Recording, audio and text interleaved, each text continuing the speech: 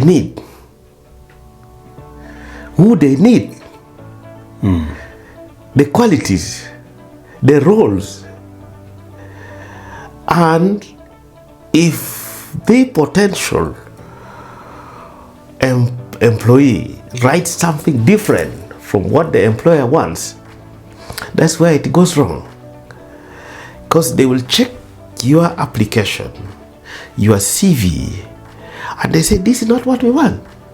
What we wanted is there in the adverts. So you communicated your own idea, you presented yourself, but not the person they are looking for. So until you present yourself as one the employer is looking for, and the one they're looking for is in the adverts. Okay. How do I do that? Now, how do you do this? Yes. One, you better understand, first of all, have access to adverts. Work hard to have access to adverts. And Ignite is happily working hard to provide this access to this information. Have access to adverts, complete adverts, not just something to have a glance at and or you hear about and you write your own cover letter and you write your own CV. Have a look at that adverts. So when you have access to the adverts, read the adverts. We want to talk about the importance of reading an adverts. Read the adverts. And how do you do that? When you have access to the adverts, whether they're on a social media, whether they're on a website, read thoroughly the job roles, the job description, and take time to analyze. Some adverts looks crowded on a look. When you just have a look at it, you see so many words, so many requirements, and you can get bored. You can, at a short time, think this is overcrowded. But on a closer look and reading thoroughly, you are able to identify key information. The second part of it, print the advert. So when you print the adverts, have a pen, highlight keywords. This time read between the lines. Reading between the lines. Many of you understand what I'm saying, viewers. Meaning paying attention to details and highlight keywords using a pen on the hard copy that you have printed. The third aspect is now cycle those keywords that you need to move from the adverts to the CV. To the CV. And once you have done that, you have covered between 70 to 80% of what they need, of your CV needs. The 15% or the 10% will be your creativity. What the employer wants is already in the CV, in the adverts, the job adverts. So employers has communicated and said, this is the personality I need.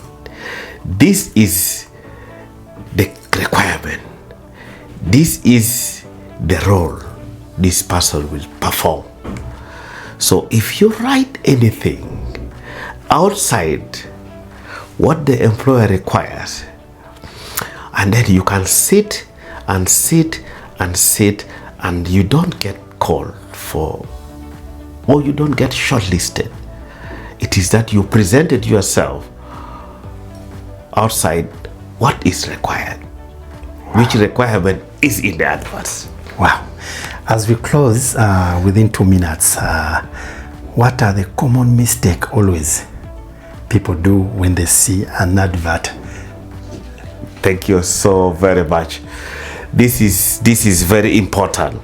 And the first thing that before I even get to the common mistake that people make when I will talk about it, there is a benefit.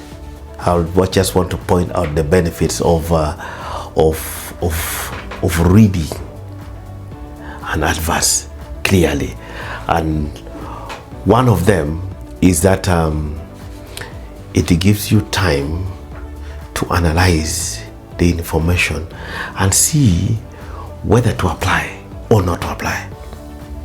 Because sometimes you see the adverts, you read thoroughly, and you see the no fit, you don't fit, and you leave it. The advert is talking about finance, and you have done agriculture. You force yourself to write again.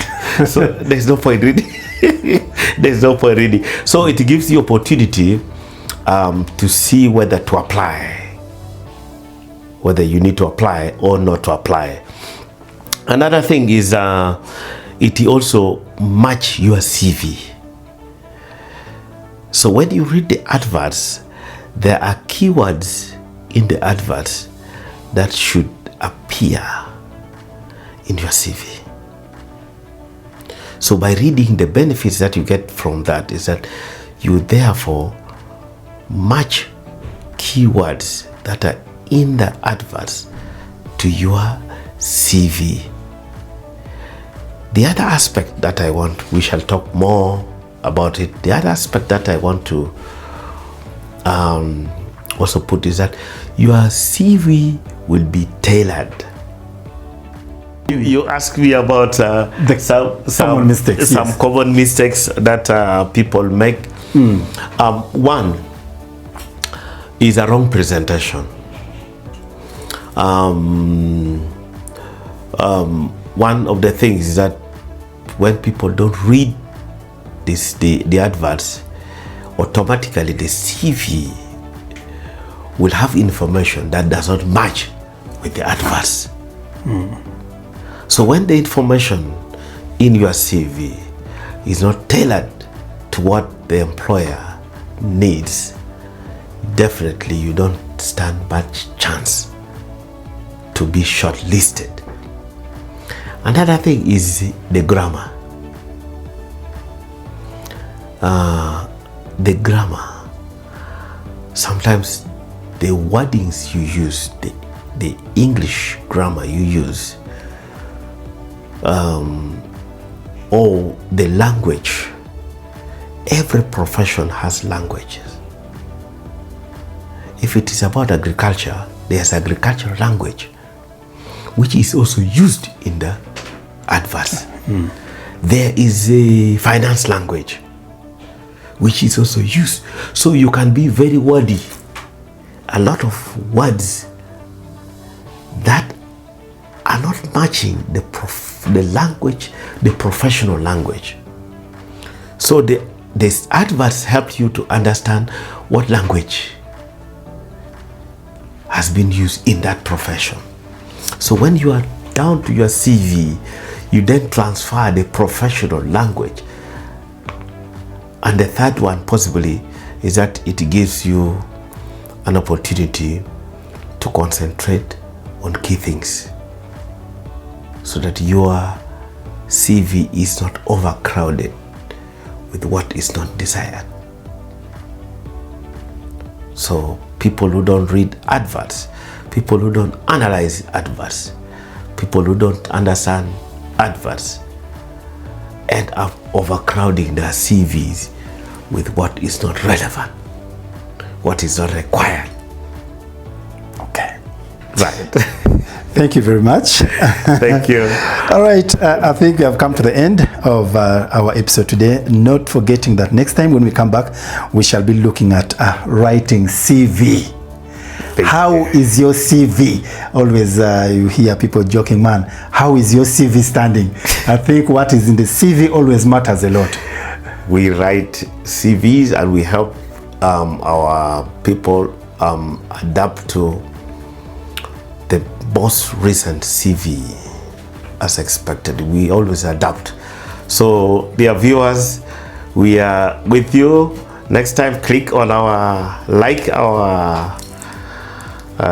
site and our page, and we shall meet you next time on how to write a winning CV, a CV that communicates to the employers that you are the one they are looking for. Thank you.